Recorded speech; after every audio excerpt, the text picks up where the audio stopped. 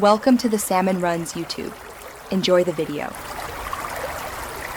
You begin by uploading the video and setting its language.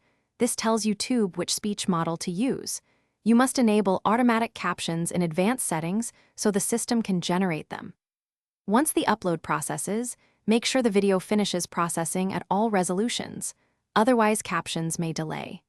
You should also add clear audio and avoid heavy background music because cleaner audio increases transcription accuracy. Now proceed to the subtitles page to view the generated draft.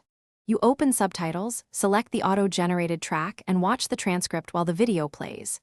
As you go, fix misheard words and adjust timing so captions match speech. This improves readability. Use shortcuts for faster editing and split long lines at natural pauses. If you prefer offline editing, export the SRT, edit in a text editor, then re-upload. Make sure to keep UTF-8 encoding. Once edits are done, save and set the track to published so viewers see the improved captions. You publish the final caption track and pick default preferences like font size and language fallback so viewers get consistent captions. If captions are missing, check that processing completed, confirm the chosen language, and verify audio clarity because poor audio prevents transcription. If automated captions keep failing, upload a manually corrected SRT or hire a captioning service for accuracy. One key troubleshooting tip: re-upload a short trimmed test clip to confirm settings before reprocessing the full video.